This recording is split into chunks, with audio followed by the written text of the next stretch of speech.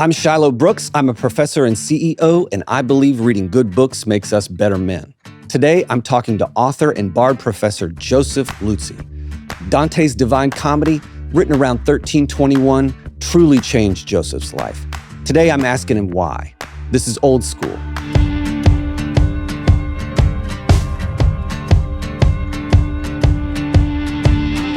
Joseph Luzzi, welcome to Old School. Happy to be here. When you heard an episode of Old School, you wrote to me Yes. and said, you know, I've got a story that I think you'd be interested in. And I read your story, and it's extraordinary.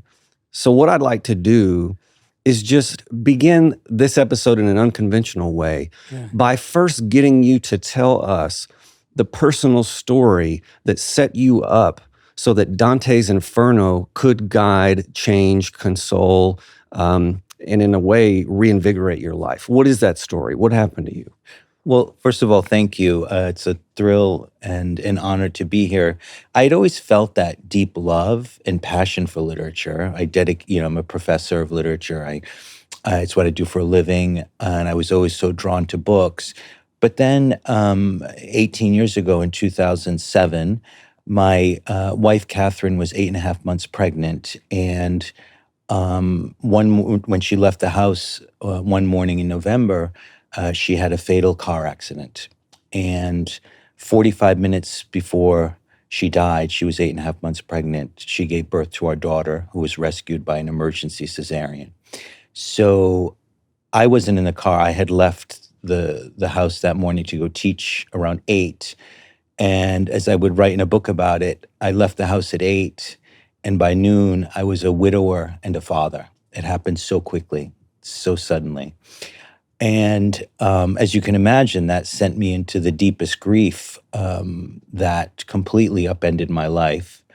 And I needed guides. I needed help. Help came in different forms. I come from a large, loving Italian family. You know, my mom, who's almost 80, jumped in to help me raise my daughter, Isabel. But I also needed kind of spiritual help and emotional guidance. And unexpectedly, the author that I had dedicated my life to studying, Dante, I heard his voice in a way I never heard it before.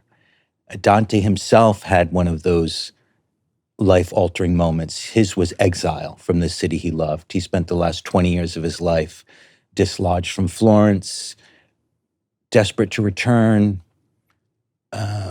uncertain of his future probably at every step of the way. And he ended up leaving us a gift somehow in the midst of all that, the Divine Comedy, which he spent roughly the last 14 years of his life writing. Suddenly, the Divine Comedy came through to me with a clarity and force that was overwhelming.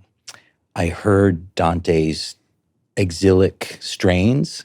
I heard his trauma, his heartache, and it became for me a kind of guide out of what I called the dark wood. You know, Dante talks about the dark wood in his writing.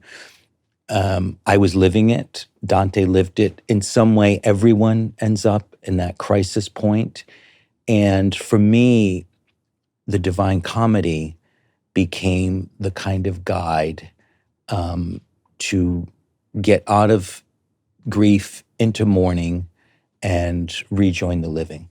You know, I think people have heard the term Divine Comedy. Inferno is a kind of pop culture term even. But I don't know that folks know exactly what this poem is. So could you just, for somebody who's never read the Divine Comedy, what is this book about and what is it? Yeah. Old School is proudly brought to you by the Jack Miller Center. In a time when our democracy faces real challenges, one question matters more than ever. Are we preparing the next generation to understand and uphold the principles that define America? At the Jack Miller Center, they believe the answer begins in the classroom. Their mission is bold: to revive the teaching of America's founding ideas, documents, and history on college campuses, in K-12 schools, and beyond. Since 2004, the center has built a national network of over 1,300 scholars who are bringing the American political tradition to life for students across the country. And through their Teach for Freedom campaign, they're working to reach millions more by 2026, our nation's 250th anniversary. Because a strong democracy depends on informed citizens. If you believe in the importance of civic education and want to help prepare the next generation to carry on our democracy, join us at jackmillercenter.org. That's jackmillercenter.org. Dante has the melancholic status of being one of the most famous, yet least read of all the greats. I mean, everyone's heard of him. You're right. It's part of pop culture, especially Inferno. Yeah. You'll see hot sauces with the word Inferno on them. Right. I've heard that, the seating plan of Southwest Airlines and IKEA's aisles have been compared to Inferno. It's part of pop culture, but do people actually read it?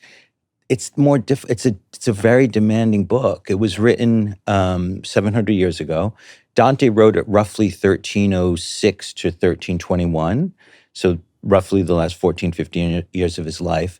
And it's the story of a human soul. It's an epic poem in the tradition of Homer and Virgil, the story of a human soul's journey through the afterworld, through hell, purgatory, and heaven.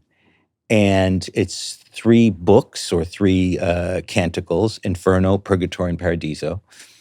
And people know Inferno the most because it's the most famous, but to just think about Inferno is to have an incomplete picture of Dante, because Inferno is the realm of punishment. Yeah. It's the dramatic realm. Right. It's the realm of fire and brimstone and appeals to the popular imagination. But it's really Purgatorio and Paradiso where Dante's vision takes hold, because it's not a poem about punishment. It's not a poem about damnation. It's a poem about hope. It's a poem about rehabilitation. And ultimately, it's arguably the only epic poem that ends on a note of joy, with the human soul achieving its goal. Dante basically has a vision of the divine at the end of Paradiso. So it's remarkable. The barriers to entry to it are quite high. Dante had the most, of all the authors that I study, his erudition is the most staggering.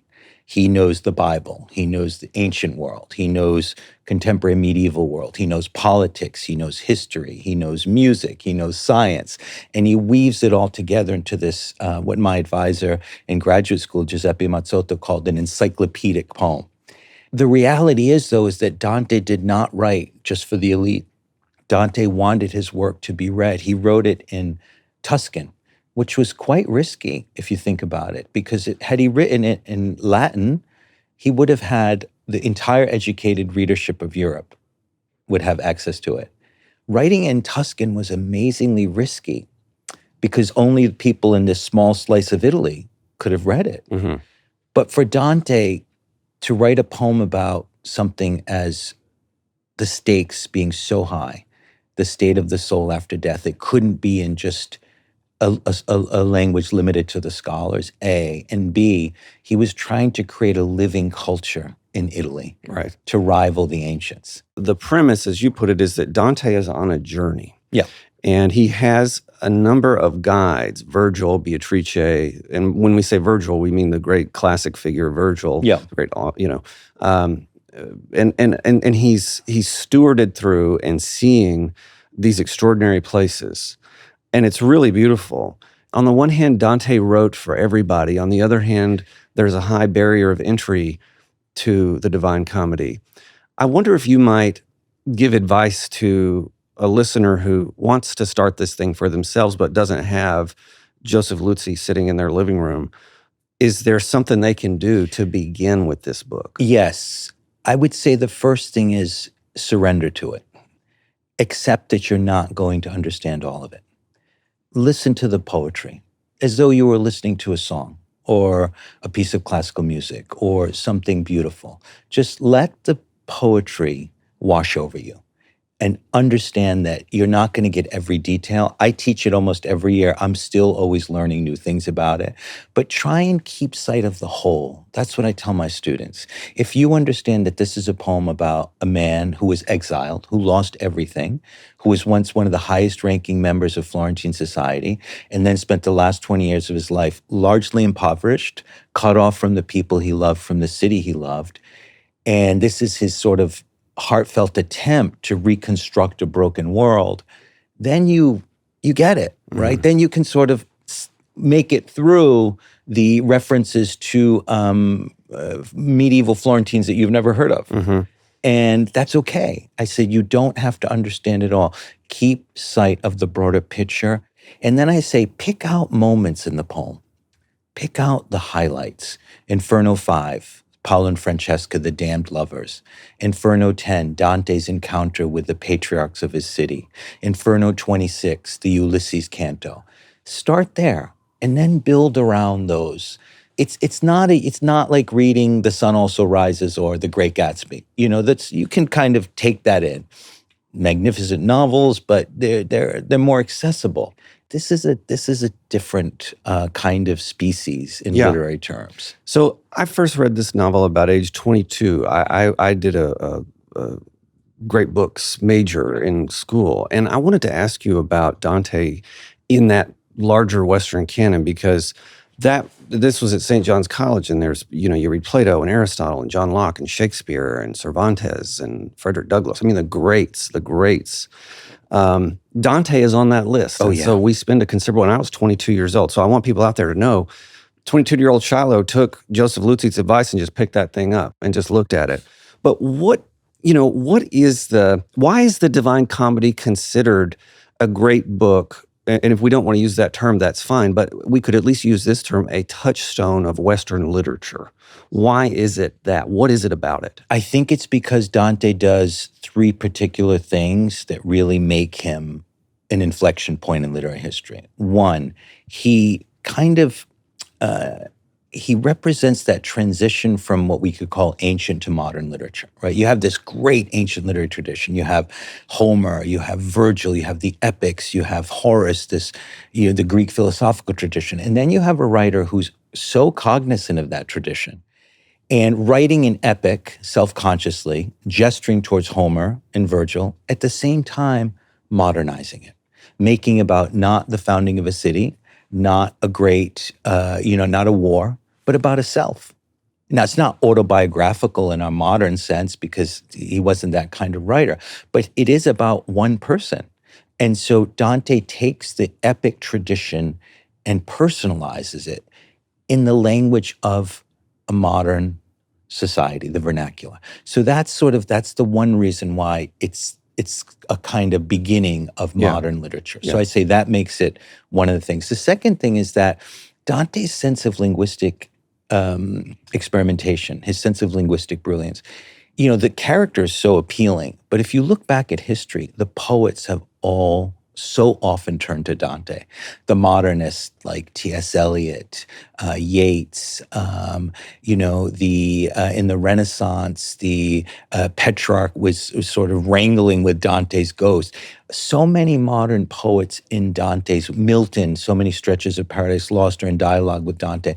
So many poets since him have gone back and I think chosen Dante as a kind of touchstone, a sounding board. So there's that sense of that he's insinuated in the DNA of subsequent poetry.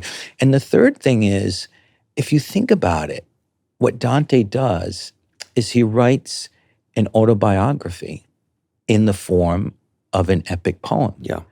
I mean, who had done that before? No one had done that. And so, the way I tell my students is, even if you don't like those generative works, and you may not, that's completely everyone's decision, understand that that's where so many other works are coming from. And that's why I think one has to study Dante to get a sense of Western literature. The word of the day is vernacular. Joseph mentioned this when he told us that the Divine Comedy was written in the vernacular. What that means is that it's written in informal language. Rather than writing the Divine Comedy in poetic Latin, Dante writes the Divine Comedy in Italian, and especially the Italian vernacular, which is the informal language of the people, with all of its regionalisms and all of its slang and all of its colloquialisms. There's a few great examples of this in literature. One would be Machiavelli. His fellow Italian writes the chapter headings of his prints in Latin, but the text of the print itself is written in common Italian. Another great example would be the translation efforts of Luther, who took the Greek and Hebrew Bible and famously translated it into the German vernacular so that ordinary people could read the Bible. Vernacular. Take us through two things. One, your own journey through Purgatory, Inferno, and Paradise, and parallel that with Dante's journey through Purgatorio, Inferno, and Paradiso. Show us how this book guided you. So the way I wrote a book called In a Dark Wood, what Dante taught me about grief, healing, and the mysteries of love. The way I talked about it then was that for me, Inferno was grief. I don't know if it was Freud or some other thinker to describe grief as a kind of illness that no one can see, right? You can't see someone limp, or they don't manifest signs of physical pain, but there's something, Joan Didion called it magical thinking. Something is really broken inside and you're grappling with something. And it was almost like a fog, like you're not quite in your usual right frame of mind in grief. And to me, that was hell, Inferno, or the underworld. You know, the way Virgil talks about the underworld as this melancholic place of the dead and conversing with the dead. Purgatory is about work in Dante. It's the most human of all three canticles. Human time is reclaimed. You have to climb up Mount Purgatory. You have to expiate your sins. And for me, that was a metaphor for mourning. Mourning is work. You have to, I believe it's Freud in Mourning and Melancholy says, in a way, you kind of have to disassociate yourself from the dead and rejoin the living. And it's painful because part of you doesn't want to. Mm-hmm. Part of you wants to stay with the dead. But you can't if you want to get your life back together and rebuild your life. And in some ways, it's I don't want to, more difficult in the sense that grief, you're just kind of knocked out of commission. Mourning is work, is climbing that mountain. Paradiso, I wrote in my book, and I believe we don't know it on earth, but we can catch glimpses of it. I was lucky enough to be able to rebuild my life, to remarry, to have more children, and to get a second chance at life. Yeah. I won't call it, Paradiso is the afterworld, and this is this world. But there was a kind of part two in my own life. Where I think it relates to Dante is going back to Inferno. What's the inscription on the gate of hell? Lasciate ogni speranza. Abandon all hope, ye who enter. I think that's the key. You have to maintain hope. Hope is a kind of orientation to the future. If you are hopeful, you will believe that things in the future can turn around. You sort of see a future. When you're in despair, the absence of hope, that future becomes clouded and elusive and remote. I tried desperately to hang on to hope and to realize what Dante realized at the gates of hell, that it was not true. There are people who go to hell and come out. Jesus, Aeneas, Odysseus in the Odyssey, right? You can go to the underworld and leave it. And if you maintain that hope, that sense of orientation to the future.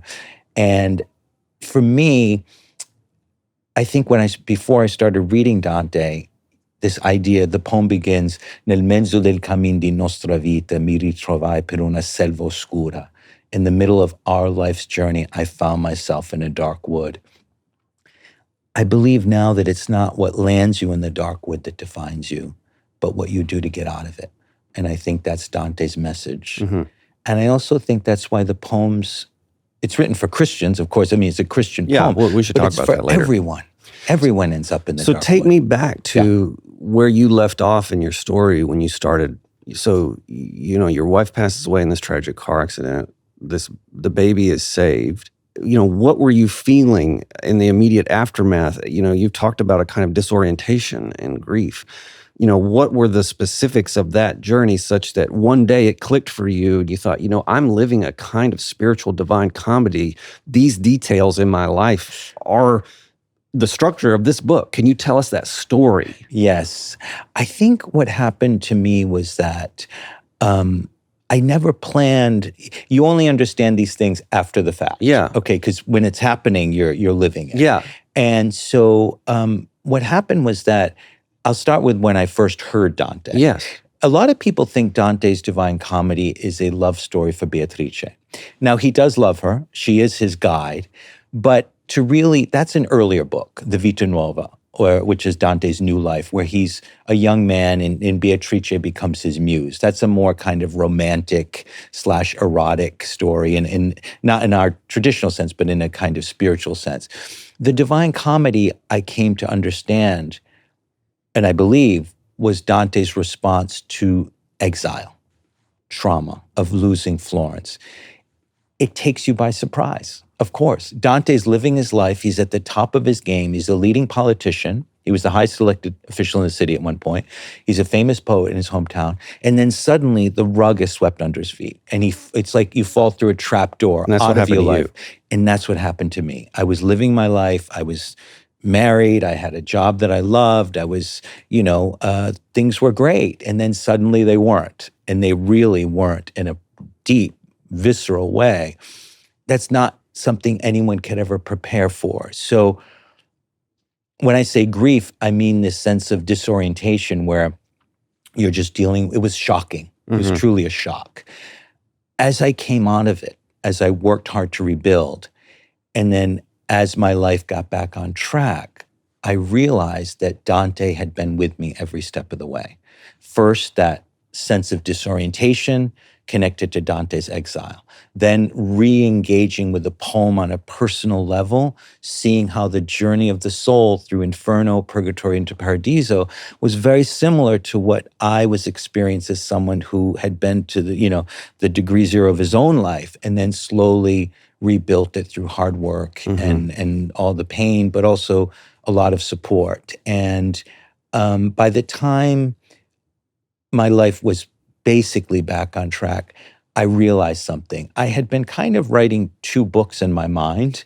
I had written, because one of the effects of the tragedy was that I was a pretty typical academic in that I'd written deeply researched notes with a lot of footnotes and academic presses.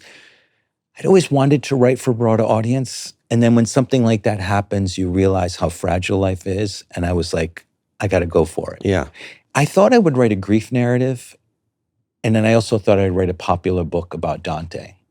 And I realized all along I'd been writing one book because it was my love for Dante that got me back in the classroom right away. Part of the point that I try to make in my own work and on this show is the experience that you've had is not exclusive to people who are studying literature. No. A book that you pick up off the shelf, a book that you see on your way through the airport to go somewhere else, a book that you stumble upon or that your friend is reading or that you hear about on a podcast or on a TV, that could be the book that is the one that gets you over the hump. And it so happened that you were in close, intimate connection with Dante. I can think of countless times in my life when I have not been in that close a connection with an author, and yet I pick it up and I see some truth about my own life in it. That's what's beautiful about what happened to you. I couldn't agree more. For me, great literature, powerful works of art help us find the right questions when we're grieving or suffering. And that's what the book's about. It's not, I hope people get a love for Dante. I hope it's an introduction to Dante. I shared my story along the way. But what I really hope people would take from that is that these towering works of literature are the ultimate guides for us, especially when we face life's great challenges. And you don't have to be a scholar. You don't have to be a specialist. You have to be a human being. There was an article written about you in The Guardian about 10 years ago. Yes. And either you sent it to me or somebody else sent it to me. And it talks about how at the beginning you had this baby, and I believe the baby was, at least for a period of time in The Guardian, raised by your mother. Is that right? Yes. And then you, as you've already mentioned, remarried, and the baby came into I assume it's a daughter, right? It's now got to be 18. 18, yes. Yeah, so years old at this point. and a new family, and you and your wife have another child. And so I'm interested. Three more children. At that time in the photo, there was just one, but there's been many more. Which is, so clearly there's been this, I assume this is although paradise can't exist on earth, and you've said that, and that's obviously true, this would be the metaphorical association with paradise, that you did find a family, but that the darkness that you were plunged into, you had lost your wife, you weren't even sure if you were going to raise your own daughter. I'm sure this was very confusing, resulted in what, by all external appearances, and you can correct me if I'm wrong, is a healthy, happy, unified family, which you probably could not have imagined when that tragedy struck. So I want to hear not just about the tragedy, but about the redemption and how Dante informed that part of it too. So, Dante was very much invested in this Christian concept called grace. This idea that grace is sort of like when you're on the receiving end of some miraculous gesture of love from God, right? Dante was a recipient of grace in that he was in life's dark wood, he was struggling, and then Beatrice in the Italian pronunciation, went all the way to the top, to the Virgin Mary. Who is Beatrice? Beatrice was a Florentine noblewoman that Dante loved when they were young. They were roughly the same age. And it's in writing about her that he became a poet. And that's the story of his first book, the Vita Nuova, The New Life. Okay. So Dante's Beatrice, after she dies tragically in 1290, when she's about 24, 25, she ends up in the fiction of the Divine Comedy going to the Virgin Mary, through the intercession of the Virgin Mary, and Beatrice giving Dante the grace to go on and take this journey and save his soul. Now, to take that out of religious context, when the woman who profiled me in The Guardian, Joanna Moorhead, said something beautiful. She said, you were rescued by three ladies. And she mentioned Isabel, my daughter, my mom, Yolanda Luzzi, who passed away at 90 a couple years ago, and my wife, Helena Bailey, she really came in and remarkably understood the situation, that I had been separated from fatherhood by grief. I mean, my mom did a lot of the heavy lifting, and I was there, but it was an unusual situation because suddenly I was a widower and I had this child and I needed help to raise her. And Helena came in and rebuilt our family, through her love, wisdom, and generosity of spirit. And we've been blessed to have 3 additional children. So, there's been a second act, and I'm truly grateful for that. And I know I'm blessed. And so I would say, to put it in Dante's terms, that my personal story, the grace, we'll call it with a small g, in a non-religious sense, was the blessing of finding the right person. The Divine Comedy is about the need for guides, that you can't make it alone in life. And my story is no different. I want to ask you about a passage you wrote in your book, which is really beautiful, and then ask you what it means. You wrote this. You say that Dante, quote, taught me that you can love somebody without a body in a certain way, but that you must reserve your truest love for somebody whose breath you can hear and feel, your child's, your wife's, and that you may visit the underworld, but you cannot live there. Explain that thought to me. I think it's that I think we've all encountered people like this who, and understandably, can't get over a death. And it could be for various reasons. And our heart goes out to them. And there's truly heartbreaking situations.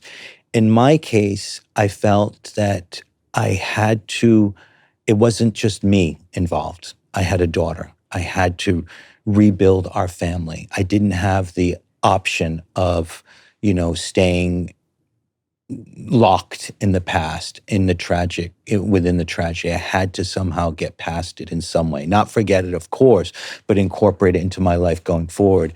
And that would mean starting something new, building a new family, starting a new life. And I mean that in the profoundest sense. It wasn't just a new family and that I remarried and had more children, but even professionally, even spiritually, in a way, you become a different person. If I look at my life before the accident and after, there is a sense of before and after. Not, of course, no one wants to go through that because it's visited on you it's an awful thing, force majeure from without. But I knew that there were certain things I had to let go of, certain things I had to embrace. You can't stay with the dead. You have to rejoin the living. And that's where that whole idea of purgatory and work comes in. It's not easy because it's humbling. And you were once here and suddenly you're way down there and you've got to scramble to get back to par and then hopefully move forward. This is a Christian book, and much of your language you're not talking about it in a religious sense, but I wonder if you might reflect for just a moment on the legacy of the Inferno, of the Divine Comedy as a whole, the Inferno seems in particular, on modern Christianity, because it seems, people who are Christians, I think, would agree in some ways with what you say, even though you're speaking in poetic rather than strictly Christian language. Yep. And so I'm trying to kind of put those two things together. I don't think they're exclusive. I think that, there was a great debates in the early centuries after Dante wrote the Divine Comedy. Was he a poet or a theologian? In other words, was he a poet who had this remarkable skill and created this divine poem using his knowledge of theology, but essentially writing as an artist? Or was he in the tradition of, say, like St. Paul or these great religious figures where he had a vision, a kind of a rapture, and he just set it down? Everyone has to decide on their own. The contemporary sense is that he's more of a poet inflected by theology than having the straightforward Christian vision. But I think you can have both. I don't think you have to be a Christian for the poem to resonate with you. Of course. Yeah, I agree. Of course. That's the DNA of the poem. No question. To give people a feel for the poem, is there a passage that you might want to read, just a short one that we could just discuss and connect to some of the things you've been saying? Sure. I'll read you my favorite passage in the poem. It's just 9 lines. Okay. And it's from Paradiso. All right. A very oft untraveled work for reasons of its doctrine, its abstract language, but I think is actually poetically the most beautiful of all of Dante. And this is right towards the end of the poem. This is Paradiso 25. So you got to figure at this point Dante's written, we'll say, 92 cantos. He knows he's written a masterpiece. Word is out that this poem is remarkable. He probably understands that it's going to guarantee him a level of immortality, artistic immortality. He dies soon after finishing the Divine Comedy. And, where do you go from the Divine Comedy? What's the sequel to it? It's tough to imagine. Yeah. So in Paradiso 25, the normally tough Dante, he was known for being politically outspoken. He was known for being, didn't suffer fools lightly. He was very proud. He lets down his guard a bit. And he sort of lets you know what writing this poem has taken from him. So this is right towards the end of Divine Comedy. Okay. Paradiso 25. Can I read the Italian? 9 lines in the Italian? Se mai continga che il poema sacro, al quale ha posto mano e cielo e terra, sì che mi ha fatto per molti anni macro, vinca la crudeltà che fuor mi serra, del bello vile ov'io dormo agnello, nemico ai lupi che gli danno guerra. Con altra voce ormai, con altro vello, ritornerò poeta e sul fonte del mio battesimo prenderò il capello. I'll read you the Hollander translation. Should it ever come to pass that this sacred poem, to which heaven and earth have both set their hand, so that it has made me lean for many years, should overcome the cruelty that locks me out of the fair sheepfold where I slept as a lamb, foe of the wolves at war with it. With another voice then, with another fleece shall I return a poet, and at the font where I was baptized, take the laurel crown. It's an amazing passage because you see he's calling it the sacro poema. He knows he's written something extraordinary, sacred poem. And in Italian, when you say poesia, it's like little poem. Poema is grand poem. So there's that kind of self-consciousness of the importance of his own work, which is hard-earned.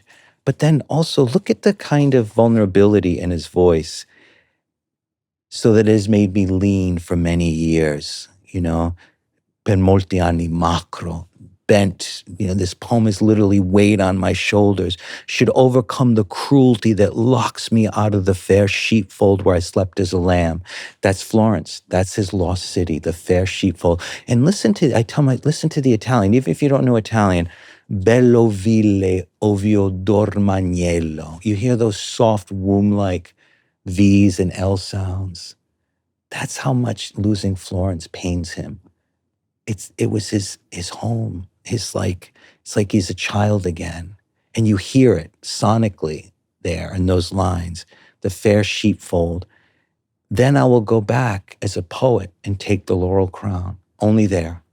And it shows you that this is now over a decade into exile at least. He still feels the pain of losing his home. And no matter what he says, that I'm a citizen of the world, I'm this, I'm that, it hurts.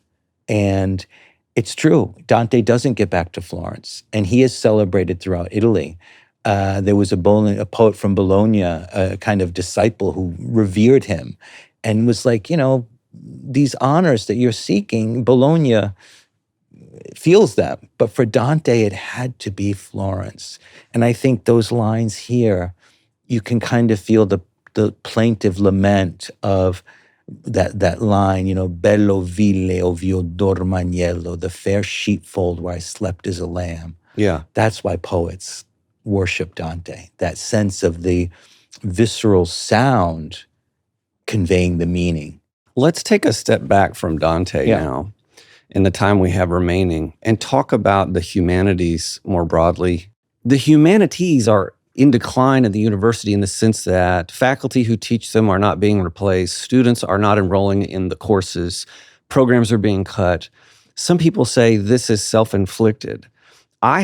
People often ask me, what is the reason for the success that I have had teaching? I've had courses with hundreds and hundreds of students in them. One of the reasons is that I read the books as a person who's trying to learn from them and with them, and read them as a kind of education for my soul rather than an object of academic or intellectual or scholarly inquiry, especially with undergraduates. Yeah. That's not what we're here to do. We're here to expose you to the riches of of humanistic thinking rather than make you somebody who can write a journal journal article. Why do you think the humanities have not embraced that? Even if they have, you can say they have, but it seems to me they have not embraced that very power that they have to redeem, to affect lives, that kind of thing in the university to save themselves. It's a great question. It's a question that I think about constantly. I would say two things. I think that the humanities, I know that people use the word decline. I prefer to use the word crisis because I think crisis implies there's a solution and that there's a way out. I do think we're in crisis. And I do think part of the crisis, just to contextualize a little bit, is because of the success of the humanities. Departments of literature, so-called modern literature, not ancient, struggled for a long time to establish their kind of legitimacy within the university structure if you go back into the 19th century. And then that meant getting serious. That meant getting rigorous. That meant publishing deeply researched articles and books. And I think that was ultimately for the good because it did establish the legitimacy in higher education of advanced literary study. That being said, we face a challenge now. We do have declining enrollments in general. We do have people questioning the value, as colleges get more and more expensive, of a hyper-specialized literary degree.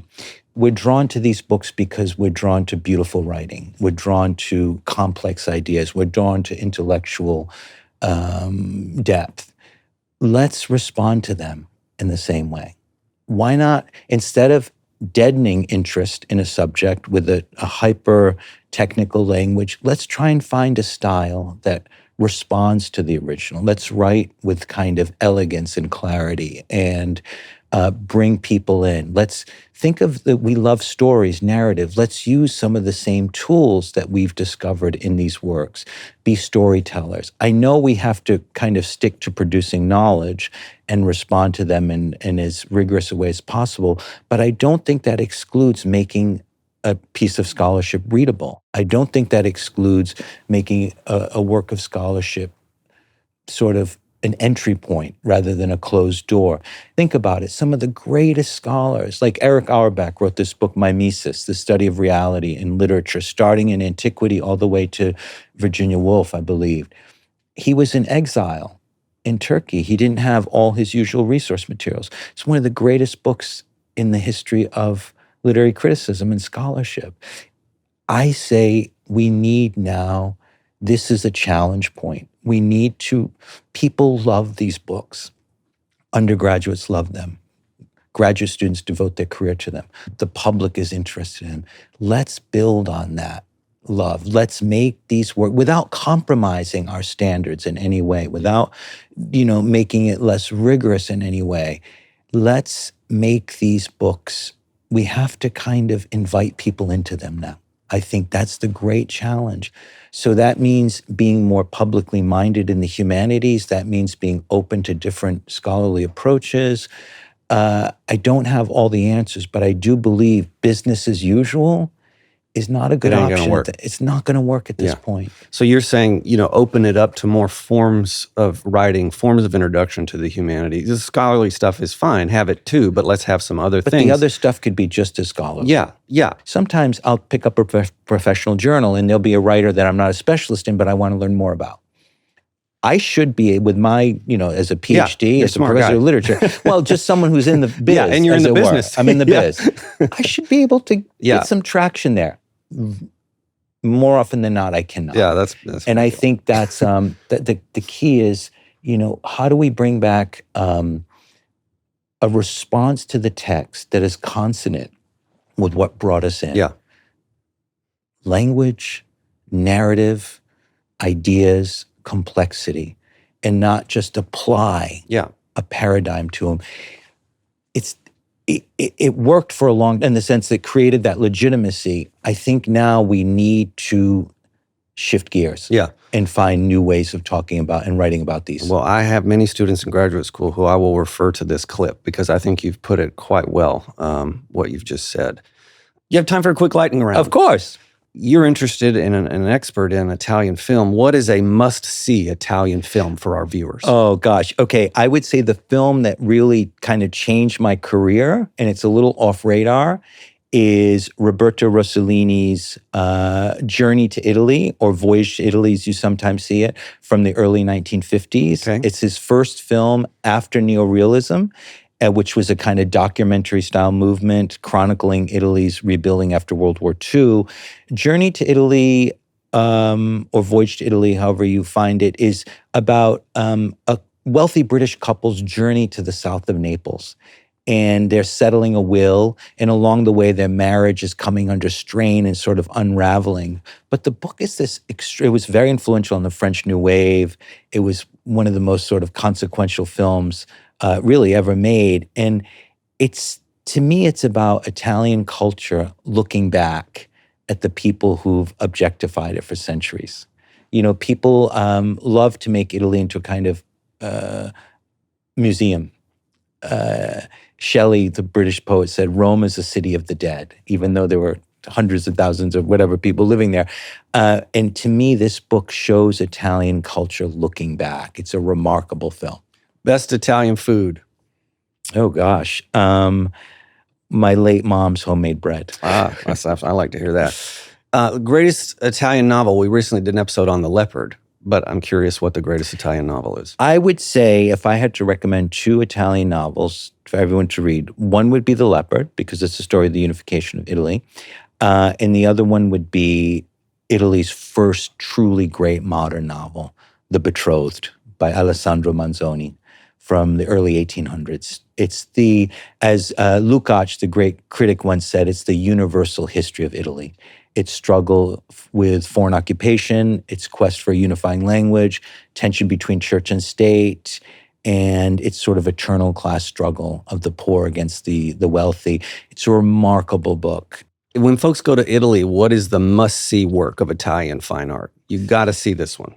I would say go to the Uffizi and go into the Sala Botticelli, the Botticelli room, and look at a painting of his called the Cestello Annunciation, in which you see the Virgin Mary receiving word from Gabriel that she's about to have the Son of God, and she's almost dancing or swaying. It's the most remarkable piece because this is such a tried and true religious trope, and yet here she is in sort of Renaissance, almost pagan movement in this kind of classically beautiful Madonna. I think to me that sums up what the Renaissance represents. And it's where I really first saw the Renaissance and felt it.